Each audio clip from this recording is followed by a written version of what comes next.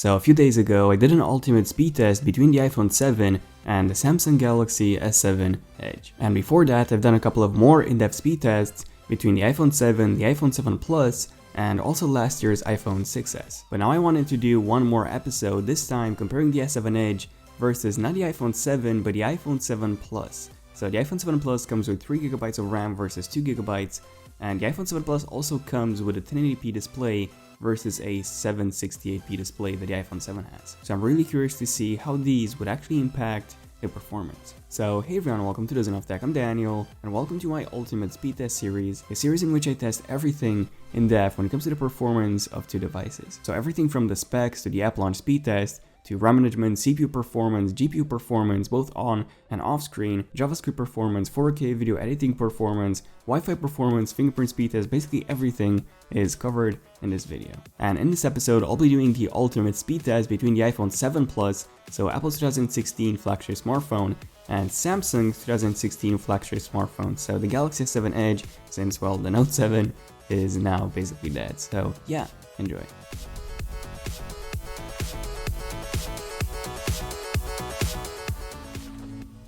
Okay, so section number one, and let's start off with the specs. So the Samsung Galaxy S7 Edge comes with the Exynos 8890, which is an octa-core processor, so it basically has two quad-core processors inside, a 2.3 GHz high-performance quad-core processor, and a 1.6 GHz low-performance or a low-energy one. Now the iPhone 7 Plus, on the other hand, this one comes with the Apple A10 Fusion chip, which is finally a quad-core processor now. So it comes with a 2.34 GHz high-performance dual-core chip and also a low-performance or a low-energy chip. We don't actually know the exact frequency of the low-energy chip, but expect something pretty similar to what we have on the S7 Edge. Oh, and by the way, if you open up Geekbench and other benchmarking apps, those apps actually detect the Apple A10 chip as a dual-core processor, so they only see the two high-performance cores. Now, when it comes to the RAM, we have 4GB of RAM on the S7 Edge, and then we have 3GB of RAM on the iPhone 7 Plus. The iPhone 7 comes with 2GB of RAM, which I actually tested in a separate video that I've linked in the description box down below. So if you want to see a comparison between the iPhone 7 Plus with 3GB of RAM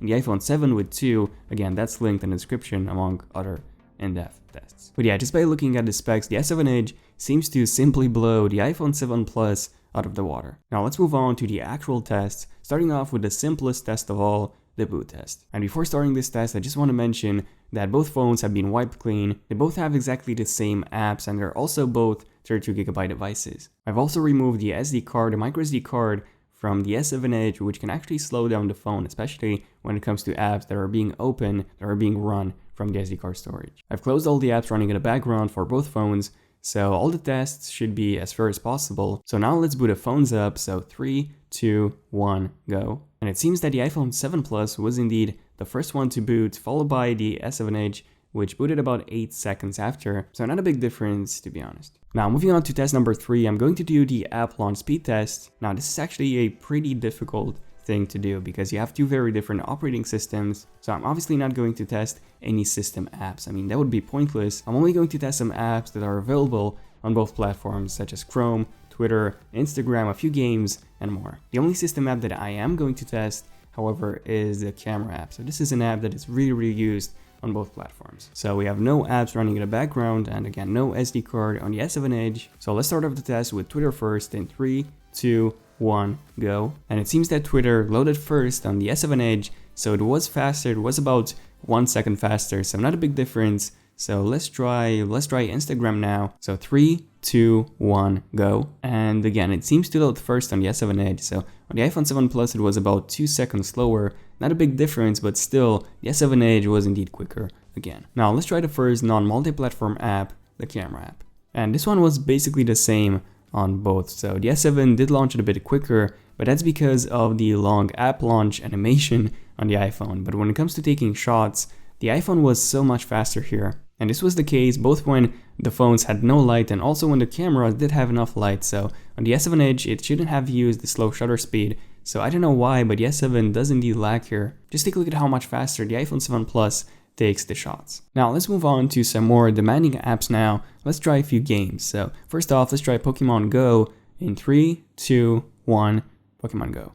And this one seems to launch so much quicker on the iPhone 7 Plus. So this was about a full 4-second difference. Again, 4 seconds doesn't seem that much, but all of this adds up over time. Moving on to some more demanding 3D games, let's try Temple Run 2 in 3, 2, 1, Pokemon Go. And again, the iPhone 7 Plus loaded this one first, and the S7 Edge was about 4 or 5 seconds slower, and the game seems to run really well. It's really smooth on both the S7 Edge and on the iPhone 7 Plus. So now let's move on to one of the most demanding 3D games out there, at least when it comes to multi-platform games. So Dead Trigger 2. In 3, 2, 1, go. So let's see which one loads the game first, and it seems that the iPhone 7 Plus has already loaded the game, and the S7 Edge is still loading, and yeah, the S7 Edge has finally finished about 6 seconds later. Again, not a massive difference, but every single second does add up in time. Now, there are a couple of more popular multi-platform apps that I still want to test out, so let's go ahead and try BBC News now. In 3,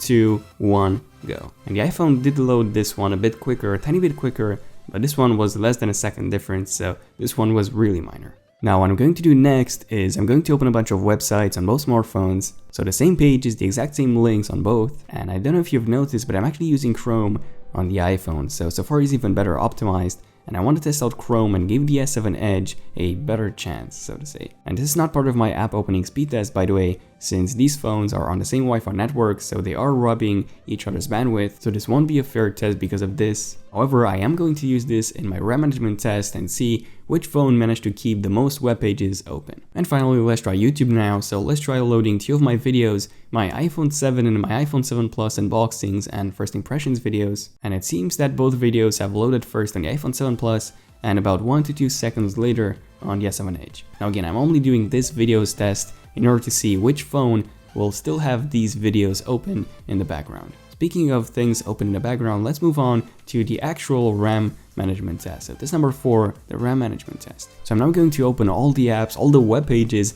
that I've opened before and see which phone has better RAM management. Keep in mind that the S7 comes with 4 GB of RAM, whereas the iPhone 7 Plus comes with 3 GB, so 1 GB less. So the S7 Edge should theoretically smoke the iPhone when it comes to keeping apps open in the background, but let's see if that's actually true. So starting off with the first app that I've opened, Twitter, and it seems that this one has to load on both phones.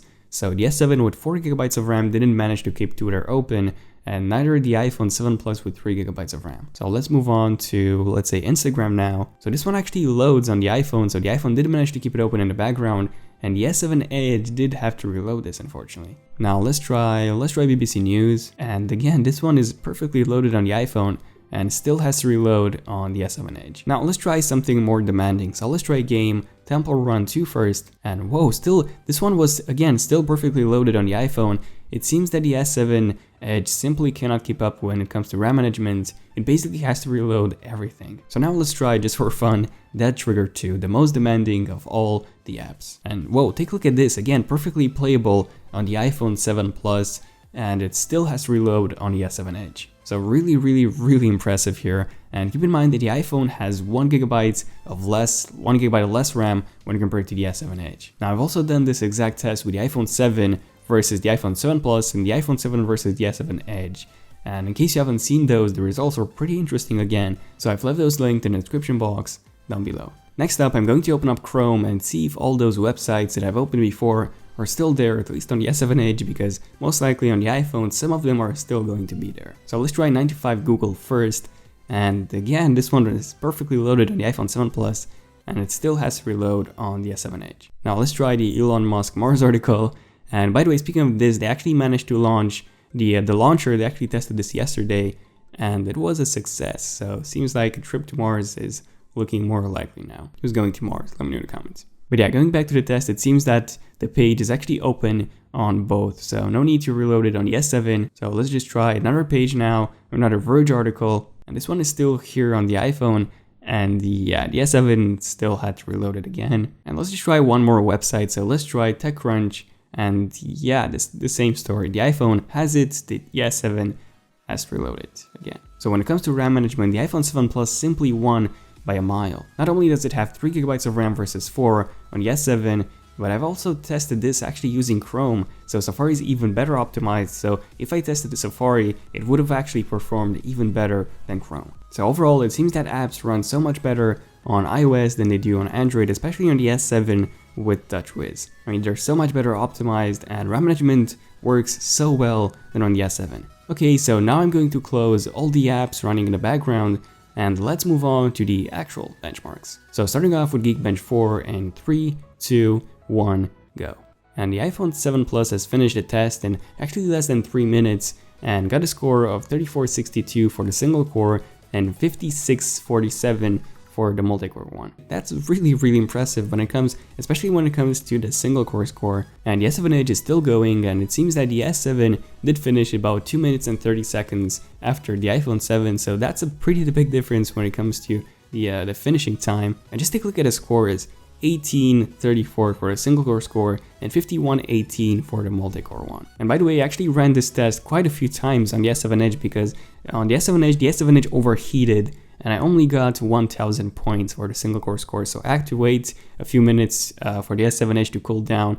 And yeah, this was the best score that I got on the S7, 1843. And still, that's almost half the score of the iPhone 7 Plus. And in terms of the multi-core score, even though the S7 Edge comes with a quad-core high-performance processor and the iPhone 7 Plus only comes with a dual-core high-performance processor, the iPhone 7 still outperformed the S7 even when it came to multi-core. So actually I have no words here. Very impressive results here when it comes to the iPhone 7 Plus. This simply shows that specs on paper basically mean nothing in the end. It's the real world performance that actually matters. And just to give you an idea, same as with the iPhone 7, the iPhone 7 Plus is also much faster than a 2015 MacBook Air, faster than a 12-inch MacBook, faster than the iPad Pro 12.9 inches, and it's even faster when it comes to the single core score at least than my late 2013 MacBook Pro 15-inch. Yeah, this one comes with a quad-core i7 Haswell processor, and this one scored 3454, so very impressive on the iPhone 7 Plus's part. Now let's just do a few more CPU benchmarks just to be sure. So I'm going to run the NT2 Benchmark, and this will test both the CPU, the GPU, and the RAM. And I'll be testing the GPU, by the way, separately in more detail in a few minutes. But yeah, the iPhone 7 Plus has finished the test first, and the S7 Edge was pretty close. They did finish about 1 minute later, and the scores aren't that much different, to be honest. However, as you can see, the iPhone pretty much won in every single category, from 3D to UX, CPU, GPU, even RAM. Yeah, even when it comes to RAM, really surprising, especially since the S7 Edge does come with 4GB of RAM versus 3. So it seems that the RAM on the iPhone are actually higher clocked than the one on the S7. Now moving on to the GPU benchmarks, I'm going to do an iStorm limited test first. So this is a 720p on-screen test, so it won't actually matter that the S7 Edge has a Quad HD display, and the iPhone 7 Plus has finished the test first, and the S7 Edge was 3 minutes slower than the iPhone. However, for some reason, it seems that iStorm Unlimited actually ran off-screen on the iPhone and on-screen on the S7 Edge. But it seems that the iPhone was more than twice more powerful than the S7 Edge. Next up, I'm going to run a 3D Mark slingshot test. So this is run at 1080p off-screen, and I'm going to run this in OpenES 3.0 on both devices. And the iPhone finished first and got a score of 3347, so much higher than the 2300, by the way, that the iPhone 7 got in my previous test. And the S7 Edge got 2057, so a pretty big difference this time. And if you take a look at the FPS, the frames per second, the iPhone had an average of 45 frames per second for the first test,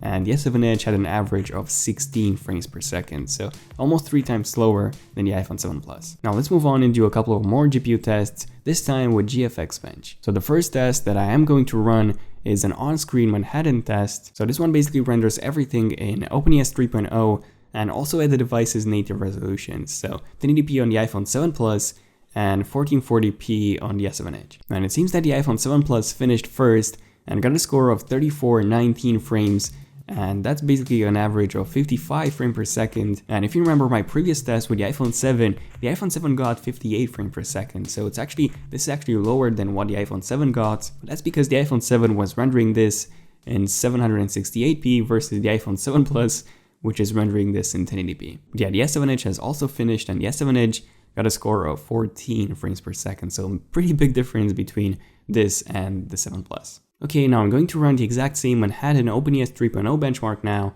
However, I'm going to run it off-screen in 1080p resolution. So being off-screen means that it's actually independent of the device's resolution. So we will actually get much better performance on the S7 Edge. And as you can see, both phones actually got much higher results now. So 62 frames per second on the iPhone 7 Plus versus 55 that we had before on screen, and 39 frames per second on the S7 Edge from 14. So that's a pretty big difference. However, even when running this test off screen, the iPhone 7 Plus is still almost 3 times the graphical performance of the S7. Now let's move on and do some different kind of benchmarks. So I'm actually going to run some JavaScript benchmarks, and this will actually test out the JavaScript performance of each browser. So the first one that I'm going to run is SunSpider JavaScript, and I'm going to run this in each device's best performing browser, so Safari on the iPhone and Chrome on the S7 Edge. The iPhone 7 Plus has finished the test in 191 milliseconds, and the S7 Edge on Chrome finished in, wait, what, 718? Whoa, that's